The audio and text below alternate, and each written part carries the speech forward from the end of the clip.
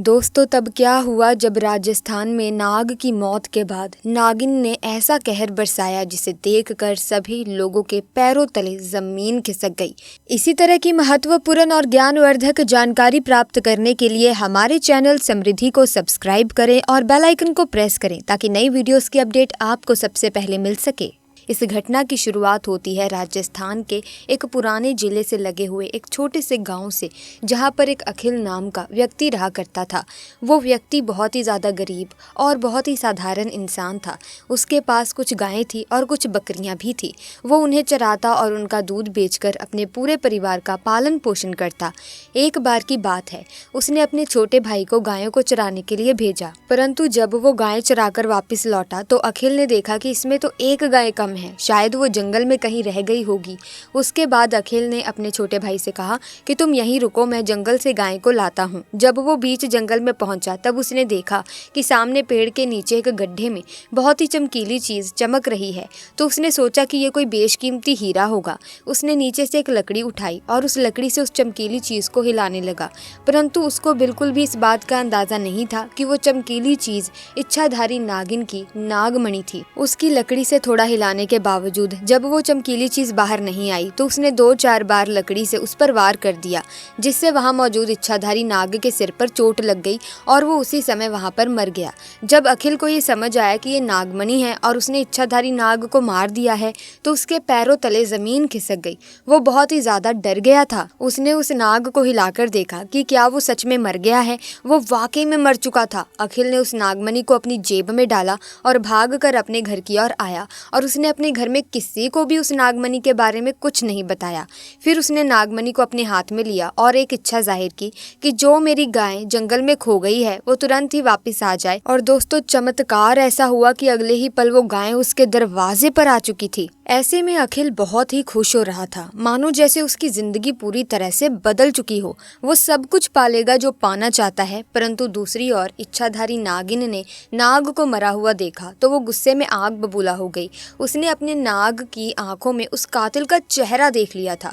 दरअसल अखिल ने बहुत बड़ी गलती कर दी थी कि इच्छाधारी नाग को वहां पर जलाया नहीं, उसे ऐसे ही वहां पर छोड़कर आ गया और उसकी यही गलती अब वजह बनने वाली थी उसकी बहुत बड़ी बर्बादी की।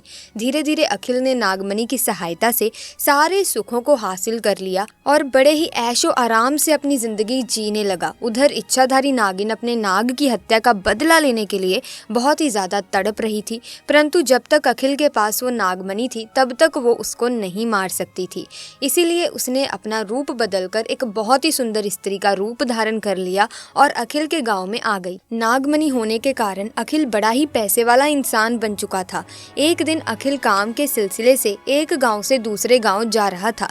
तभी वो इच्छाधारी नागिन एक सुंदर लड़की का रूप धारण करके उसके रास्ते में आकर बैठ गई और रोने लगी। जब अखिल ने उससे रोने का कारण पूछा तो स्त्री के भेष में उस नागिन ने बताया कि मेरा नाम प्रिया है, मैं अपने पति के साथ पासी के गांव में रहती हूँ, परंतु कल रात वो किसी अन्य स्त्री के साथ शादी करके आ गया और मुझे मार पीट कर घर से बाहर निकाल दिया।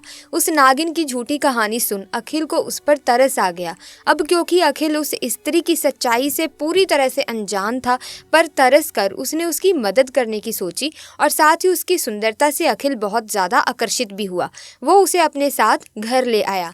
धीरे धीरे नागिन और अखिल में दोस्ती शुरू हो गई। वो दोस्ती इतनी गहरी होती चली गई कि अखिल को पता ही नहीं चला कि वो कब उस स्त्री के प्यार में फंस चुका था। एक दिन अखिल और प्रिया घूमने गए। एक जगह पर बैठकर प्रिया ने पूछा कि ये तुमने गले में क्या पहन रखा है? तो अखिल ने कहा, ये तो एक मामूली सा तावीज है। वो नागमणि अखिल ने तावीज के रूप में अपने गले में पहन रखी थी। फिर उस लड़की ने कहा, क्या तुम मुझे इसे थोड़ी देर के लिए दे सकते हो? मैं इसे पहनना चाहती हूँ। परंतु ये सुनकर अखिल बहुत ही ज्यादा चिढ़ गया और गुस्से में उस लड़की को बोला, मैं तुम्हें इसे नहीं दे सकता, इसके अलावा मुझसे कुछ और मांग लो, मैं तुम्हें दे दूंगा। इसके बाद इच्छाधारी उस लड़की ने अखिल से कहा, तुम तो पहले बहुत बड़ी बड़ी बातें किया करते थे, मैं तुम्हारे लिए ये कर सकता हूँ, वो कर सकता हूँ, परंतु मैंने एक छोटी सी चमकीली चीज़ क्या मांग ली, तुम उसे ही मुझे नहीं दे पा रहे हो। इसके बाद अखिल ने कहा, ठीक है, परंतु कुछ ही देर इसे पहनकर मुझे वापस कर देना। और अखिल ने उस चमकीली चीज़ को गले से निकालकर उस लड़की के हाथों में दे दिया और जैसे ही नागमणि इच्छाधारी नागिन के हाथ में आई तो उसका स्वरूप बड़ा ही भयंकर और विशाल हो गया, जिसे देखकर अखिल कांपने लगा और इच्छाधारी नागिन ने उसे डस डस कर मार डाला और अपने नाग की हत्या का पूरा बदला ले लिया। भारतीय दर्शन में कहा गया है कि जीने का हक सभी को है, इसीलिए किसी जीव की हत्या नहीं करनी चाहिए। लेकिन ज्योतिष इससे एक कदम और आगे जाकर इसकी व्याख्या करता है। ज्योतिष शास्त्र के अनुसार सर्प को मारने से सर्पदोष और पितृदोष लगता है।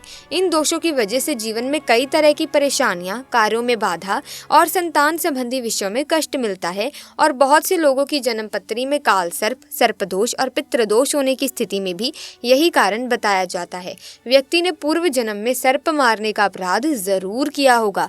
इसी के साथ दोस्तों आइए एक अन्य घटना भी बताती हूँ। जब पुलिस वाले ने बीच सड़क पर बहुत ही बुरी तरह से एक नाग को मार दिया और उसके बाद उसकी नागिन ने जो किया उसे सुन आप भी कांपने लगेंगे। दरअसल मोहन नाम का पुलिसकर्मी बॉर्डर पर अपनी ड्यूटी दे रहा था। यहाँ पर उसे आने जाने वाले वाहनों की चेकिंग करने के लिए तैनात किया गया था। लेकिन मोहन को क्या पता था कि उसके साथ एक ऐसी घटना घटित हो जाएगी जिसको वो जिंदगी भर नहीं भूल पाएगा।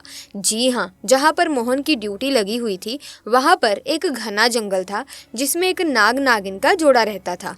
वो अक्सर जंगल में बाहर घूमते हुए लोगों को नजर आते थे, लेकिन इस बात से ही मोहन अनजान था और वो अपनी ड्यूटी को पूरी शिद्दत से निभा रहा था।